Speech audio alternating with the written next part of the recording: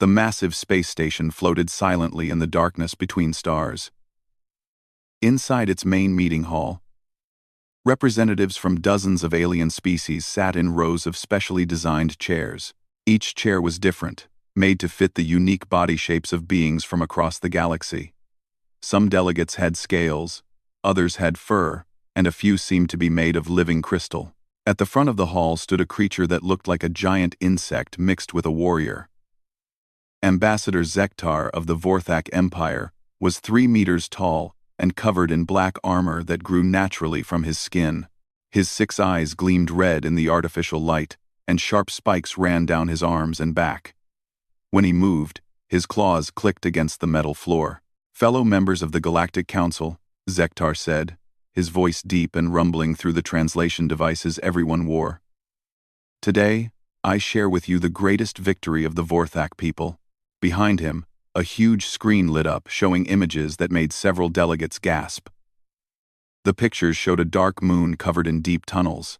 Strange, snake-like creatures as big as spaceships slithered through the tunnels. Their skin dripped with acid that ate through metal and stone. Their mouths were filled with teeth longer than a person's arm. "These are the acid worms of Zerion 7, Zektar continued. "For 300 years, no species dared to land on that moon. The creatures killed everything that came near. Their acid breath could melt a battleship in minutes. Their size made them nearly impossible to fight." The screen showed Vorthak soldiers in special armor fighting the giant worms. The warriors moved with deadly grace, their weapons firing beams of energy that cut through the darkness. One by one, the massive creatures fell. "But we Vorthak do not know fear," Zektar said, puffing out his armored chest. "We landed on Zerion 7 with just 50 warriors. We went into those tunnels and faced the beasts in their own home. Every single worm died. Not one Vorthak soldier ran away." Many delegates nodded and made sounds of approval. The Vorthak were known throughout the galaxy as fearless fighters. They had conquered dozens of worlds and defeated creatures that gave nightmares to other species. Zektar walked to the center of the speaking area, his claws clicking with each step. "This is what separates the strong from the weak in this universe. We have fought the crystal hunters that can turn invisible and strike without warning. We have battled the phase serpents that can move through solid walls. We have defeated the legendary Titan prowlers that stand as tall as buildings." He paused and looked around the room with all 6 of his red eyes. His gaze moved past the blue-skinned Zephyrians, the rock-like Stonemind Collective, and the floating energy beings from the core worlds. Finally, his eyes stopped on a small group sitting in the back corner. 3 humans sat quietly in simple blue uniforms. They looked tiny compared to most of the other delegates. Their leader, Ambassador Sarah Chen, was writing notes on actual paper with an old-fashioned pen. Next to her sat Dr. Yuki Tanaka, who was looking at a small computer screen. The third human, Jake Morrison, wore the uniform of a maintenance worker and seemed to be holding something small and fluffy in his hands. "Perhaps," Zektar said, his voice carrying a hint of amusement, "our newest members from the planet Earth would like to tell us about the mighty beasts they have conquered." Several delegates turned to look at the humans with curiosity. Earth had only joined the Galactic Council 6 months ago. Their planet was in a small system that most species had never heard of. The humans had no great military victories to speak of. They had barely managed to travel to their own moon before making contact with alien life. Ambassador Chen looked up from her notes but did not stand. "We appreciate the impressive achievements of the Vorthak Empire," she said politely. "However, we must respectfully disagree with your statement." A wave of surprised sounds filled the room. Various aliens clicked, chirped, and growled in different languages. Even with translation devices, emotions were easy to understand. Zektar's antennae twitched. In Vorthak body language, this meant he was either very amused or very annoyed. "Disagree? With what statement? Little human?" "With your claim that no beast could frighten your warriors," Chen said calmly. The room fell completely silent. Even the usual background hum of the life support systems seemed to quiet down. Zektar took a step forward, his full height making him tower over the human delegation. Bold words from a species that has not even left their home star system, he said slowly. Your people have no great battles to speak of. You have conquered no dangerous worlds. You have defeated no legendary monsters. What creature could you possibly know that would frighten a Vorthak warrior? Jake Morrison leaned forward and whispered something to Ambassador Chen. She turned to look at him, and for just a moment, a small smile appeared on her face. The fuzzy object in Jake's hands moved slightly, revealing a small pointed ear and part of a striped face. Chen turned back to face Zektar and the rest of the council. When she spoke, her voice was calm and clear, but somehow it carried to every corner of the large room. My colleague suggests that his aunt's cat will be more than sufficient to demonstrate our point. The silence that followed was so complete that it seemed to press down on everyone in the room like a heavy blanket. Delegates looked at each other with confusion. Several species began whispering in their own languages, clearly trying to figure out what a cat was and why anyone would think it could frighten the mighty Vorthak. Zektar stared at the humans for a long moment. His 6 eyes blinked one by one, a sign that he was thinking very hard about something. Finally, he began to laugh. The sound was like rocks grinding together mixed with the roar of an engine. A creature belonging to your aunt? He asked when his laughter died down. This should be very interesting indeed. Ambassador Sarah Chen stood up slowly from her chair. Even standing, she was much shorter than most of the other delegates in the room. Her simple blue uniform looked plain next to the fancy clothes and natural armor of the alien species around her. But when she walked toward the speaking area, every eye in the room followed her. The sound of her soft footsteps seemed loud in the quiet hall. She moved with calm confidence, like someone who had done this many times before. When she reached the center of the room, she turned to face the assembled delegates. The human species has great respect for the military achievements of the Vorthak Empire, she began, speaking in the formal way that diplomats used. Your victories against dangerous creatures are well documented and truly impressive. Zektar nodded slightly, his red eyes watching her carefully. Around the room, other delegates leaned forward to hear what the human would say next. However, Chen continued, we cannot agree with the idea that no creature in this galaxy could make your warriors afraid. A ripple of sound went through the room. Some aliens made clicking noises with their beaks. Others growled low in their throats. A few species that communicated with color changes began flashing bright patterns on their skin. Zektar took a step closer to the human ambassador. Even though she did not move back, the size difference was clear to everyone watching. You speak with great confidence for such a young species, he said.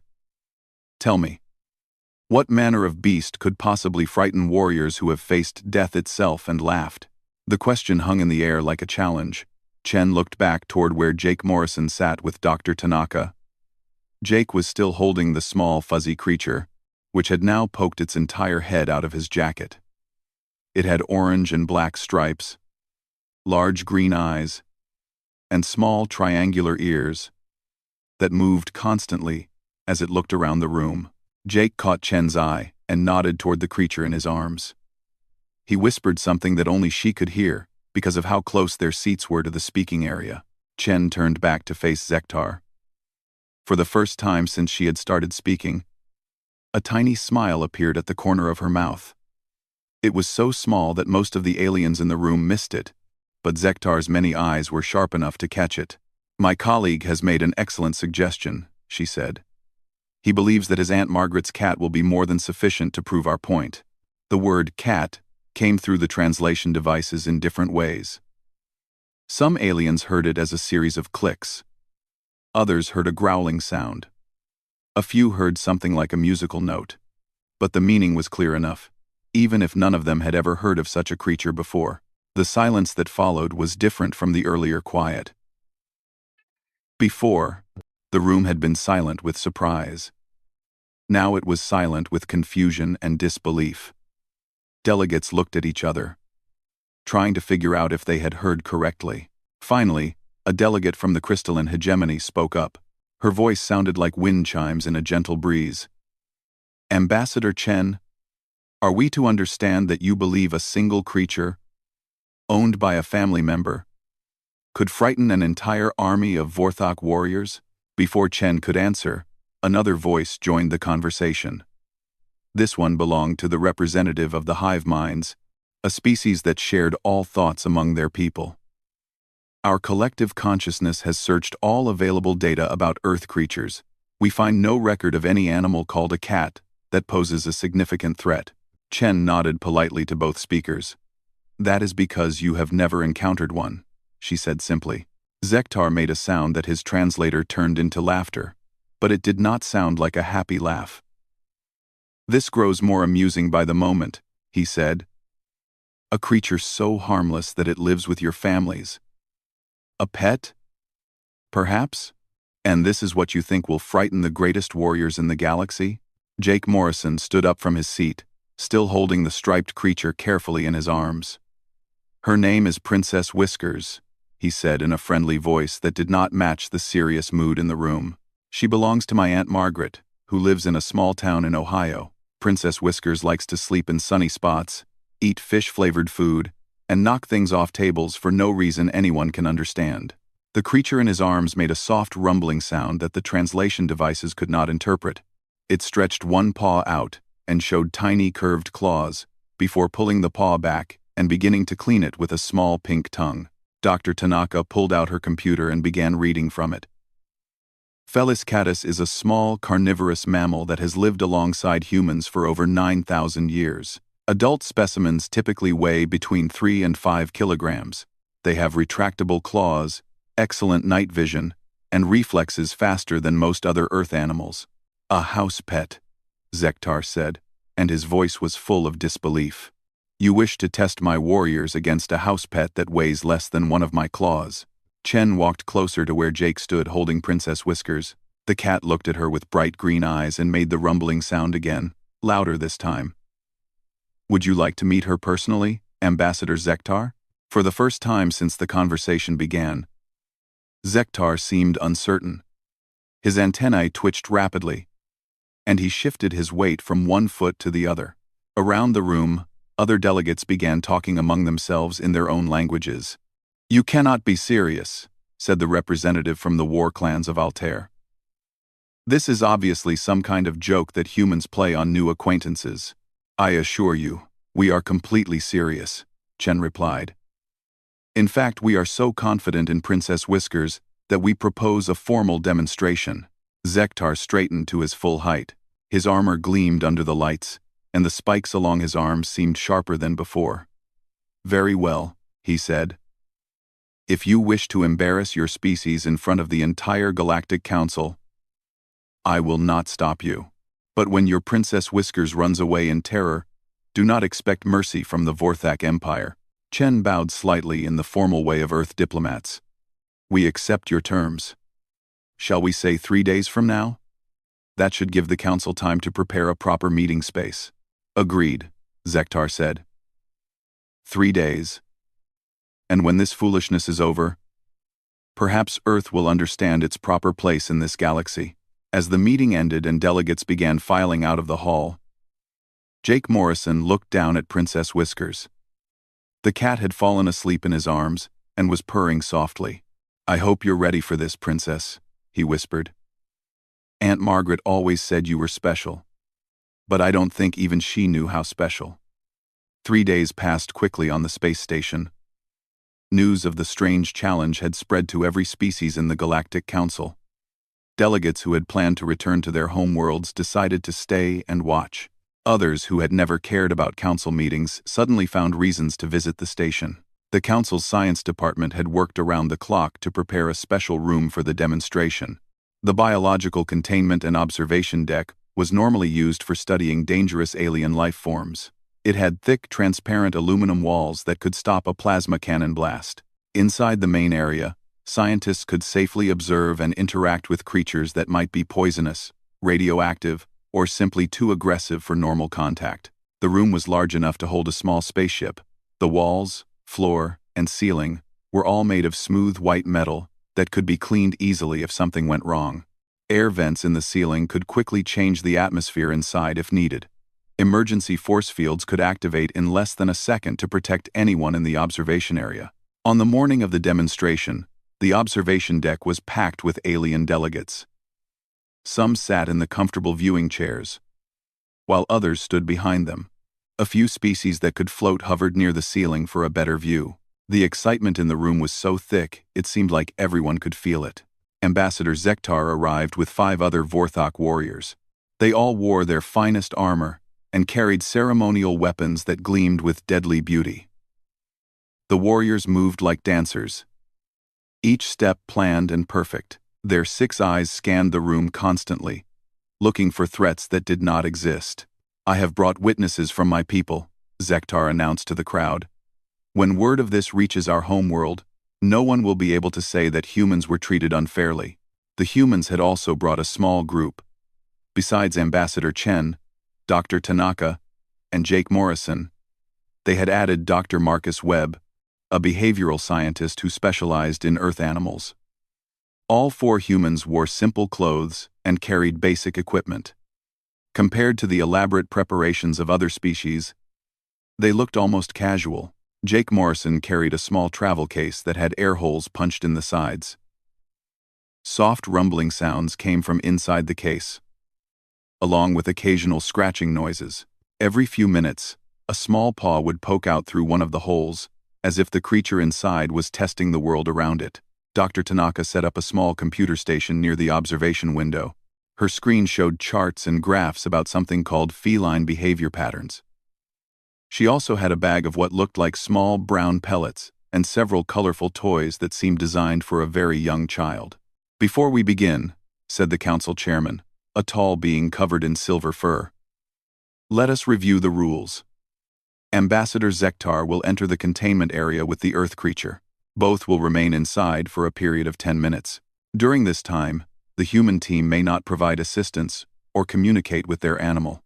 Ambassador Zektar may leave the area at any time if he chooses to do so." Zektar laughed, a sound like grinding stone. 10 minutes? I will not need 10 seconds to prove that humans understand nothing about true danger. Jake Morrison opened the travel case and carefully lifted out Princess Whiskers. In the bright lights of the observation deck, she looked even smaller than before. Her orange and black striped fur was clean and fluffy. Her green eyes looked around the room with mild curiosity, like a tourist seeing a new place for the first time. She was completely ordinary, a house cat that could have come from any neighborhood on Earth. She had no visible claws, fangs, or armor. No special abilities were obvious. She did not even look particularly interested in the crowd of aliens watching her. "This is your fearsome beast?" asked Commander Thokron, one of the Vorthok warriors who had come with Zektar. "A small fur creature that appears to have no weapons at all?" Dr. Webb stepped forward with his computer pad. "Princess Whiskers is a 7-year-old female domestic cat, weight approximately 4 kilograms. She has lived her entire life in a suburban home with an elderly human woman. Her daily activities include sleeping, eating, and what humans call being adorable." Several aliens in the observation area made sounds that their translators turned into laughter. A delegate from the mechanical collective, whose body was made of living metal, spoke up. "Our sensors detect no unusual energy readings from this creature. It appears to be a completely normal biological organism with no enhanced capabilities." Princess Whiskers seemed to sense that everyone was talking about her. She looked up at Jake Morrison and made a soft meow sound that the translation devices could not interpret. Then she began cleaning her paw again, as if the crowd of aliens was not worth her attention. "Would you like to hold her before we begin?" Jake asked Zektar. "She's very friendly with new people." Zektar looked down at the small creature with all 6 of his red eyes. For a moment, something that might have been confusion passed across his face. "No," he said finally. "I prefer to meet my opponents in proper combat conditions." The chairman activated the containment area's controls. A section of the transparent wall slid open with a soft hissing sound. Inside the white room, a small cushion had been placed on the floor, along with a bowl of water and a few of the colorful toys Dr. Tanaka had brought. Jake Morrison carried Princess Whiskers to the opening and gently set her down inside the containment area. She immediately walked to the cushion, circled it 3 times, and lay down with her paws tucked neatly under her body. Her tail wrapped around her like a fuzzy belt. "She looks comfortable," observed the chairman. "Cats adapt quickly to new environments," Dr. Webb explained. "They are remarkably flexible in their behavior."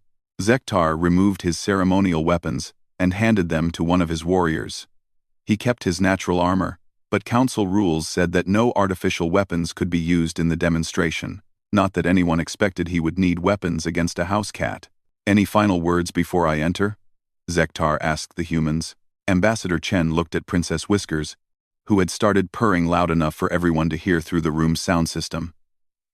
Zektar stepped through the opening into the containment area. The walls sealed shut behind him with a solid click. Inside the white room, the massive alien warrior stood facing a small cat who seemed more interested in her own comfort than in the heavily armored creature towering above her. "Let the demonstration begin," announced the chairman, and Princess Whiskers opened her eyes. Inside the containment area, Ambassador Zektar stood 3 meters tall and weighed nearly half a ton.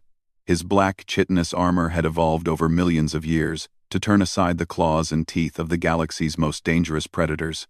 Razor-sharp spikes ran along his arms and back, each one capable of punching through solid steel. His 6 red eyes could see in total darkness and track multiple fast-moving targets at once.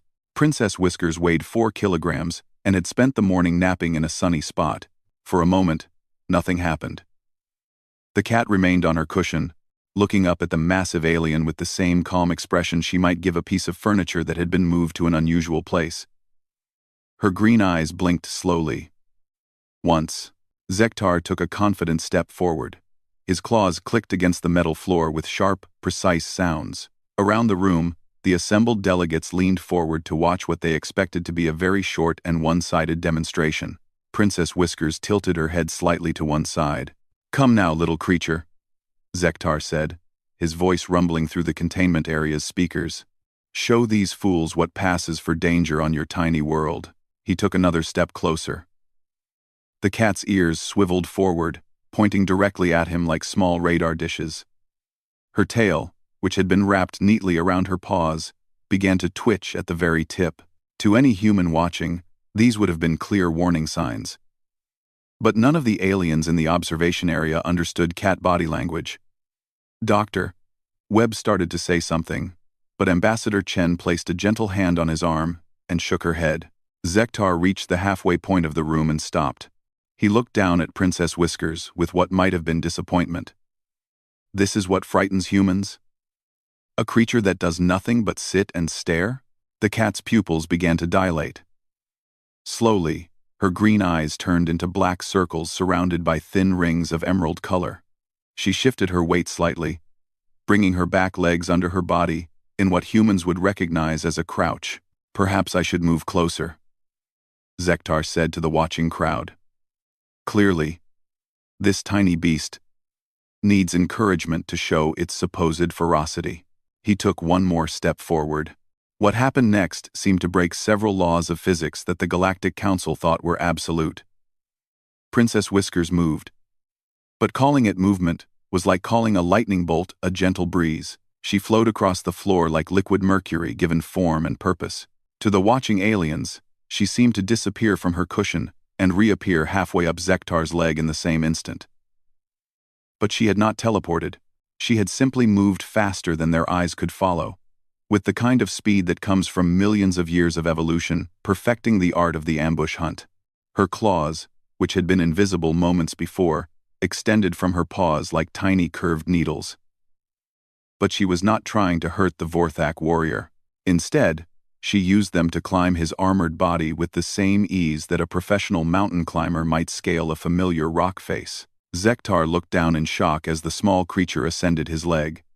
His armor, which had been designed to prevent exactly this kind of attack, might as well have been a climbing wall with convenient handholds. Where the armor plates connected, there were tiny gaps just wide enough for small claws to find purchase. "What? How is it doing that?" he asked, but his voice had lost some of its confident rumble. Princess Whiskers reached his waist and paused for exactly 1 second. Her green eyes, now returned to normal size, looked up at his face with an expression of mild interest. Then she continued climbing. moving up his chest armor like gravity was merely a suggestion she had chosen to ignore. In the observation area, delegates from dozens of species watched in stunned silence. Several had recording devices active, but the footage would later be dismissed by military experts as impossible.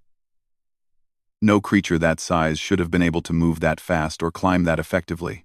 Zektar tried to reach for the cat, but his armored arms were designed for forward combat, not for dealing with something attached to his own body. Every time he moved his hands toward her, she flowed around to a spot he could not reach. "Stay still, little beast," he commanded, but his voice was rising in pitch with each word. Princess Whiskers reached his shoulder area and made a decision that would be talked about in xenobiology classes for decades to come.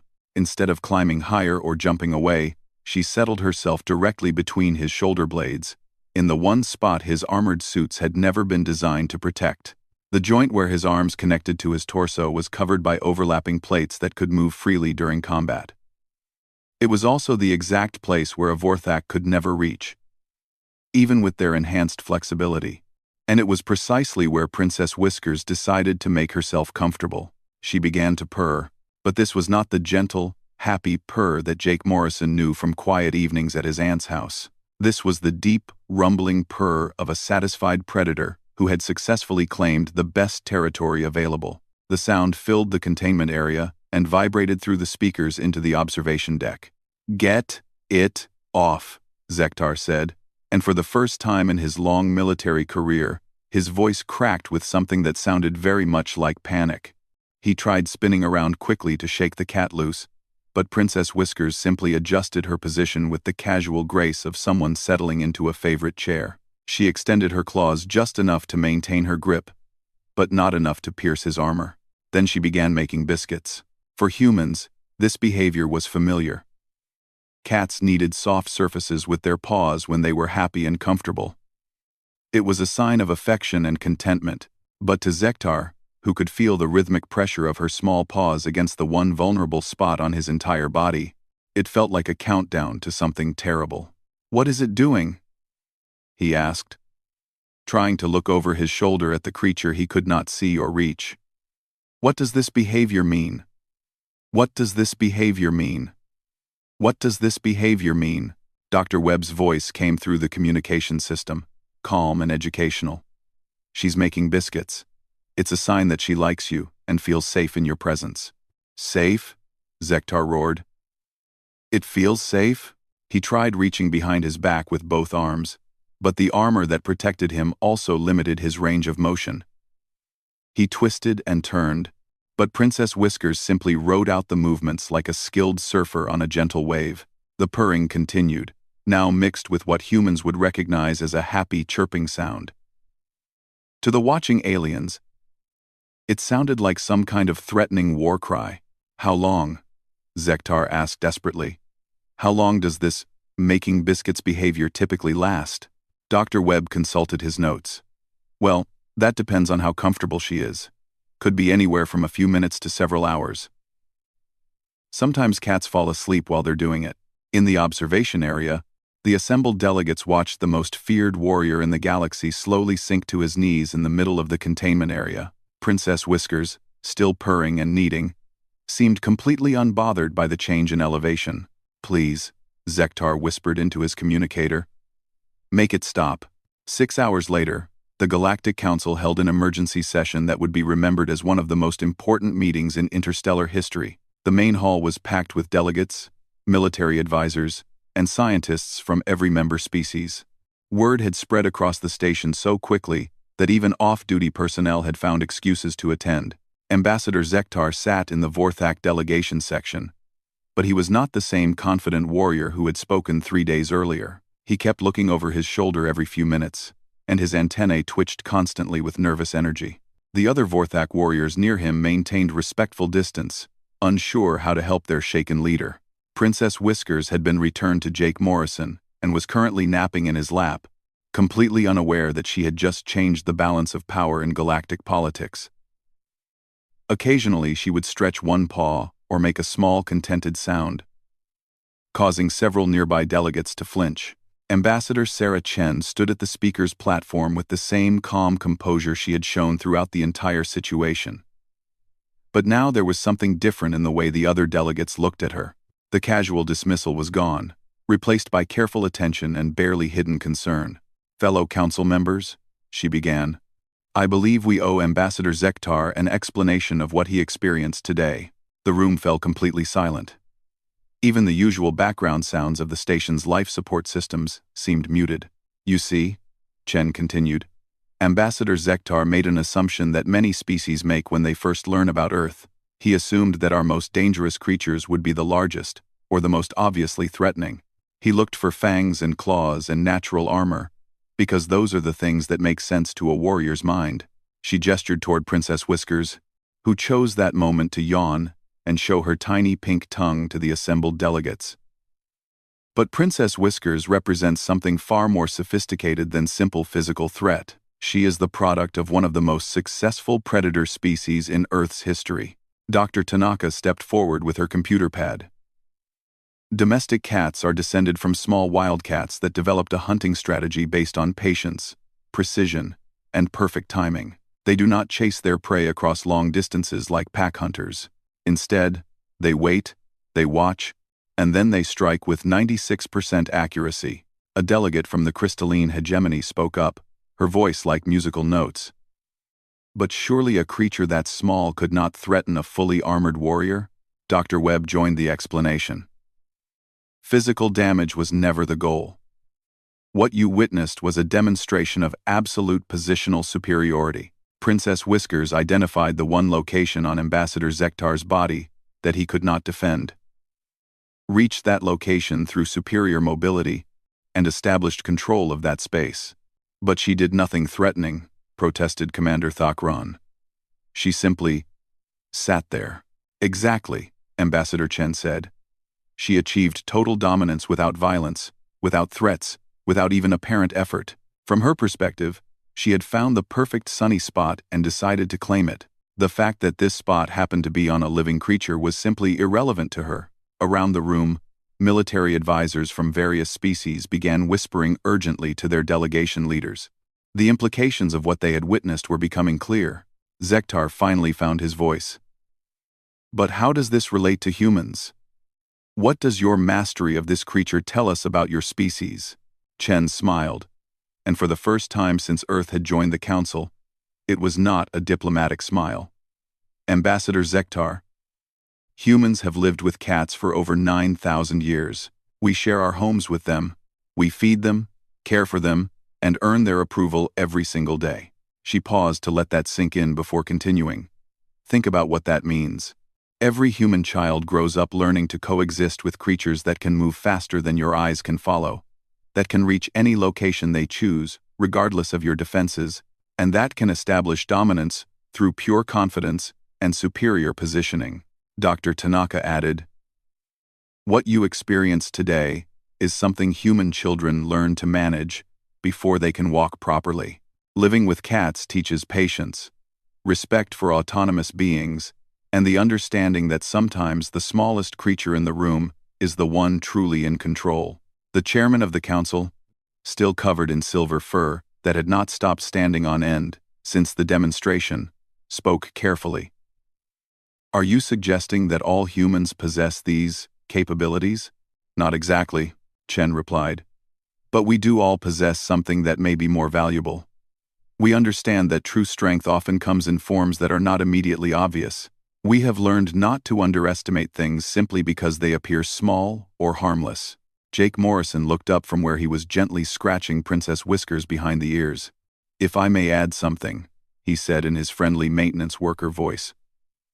"Aunt Margaret has 17 cats. Princess Whiskers is actually the lazy one who sleeps most of the day. Some of the others are more energetic." A wave of alarmed sounds swept through the assembly hall. Several delegates began urgent conversations with their advisors about updating their threat assessment protocols for Earth. Ambassador Chen raised her hand for quiet. "We do not share this information as a threat, but as an invitation to better understanding. Humans have learned that the universe is full of surprising creatures with unexpected capabilities. We believe this makes us better allies and more thoughtful neighbors. Zektar stood up slowly, his armor catching the light as he moved. When he spoke, his voice was thoughtful rather than commanding. Your point is well taken, Ambassador Chen. Perhaps the Vorthak Empire has been too focused on obvious displays of power.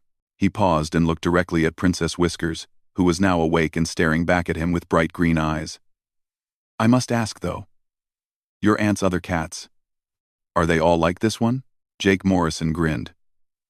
Well, there's Mr. Fluffington, who can open any door or container he's curious about.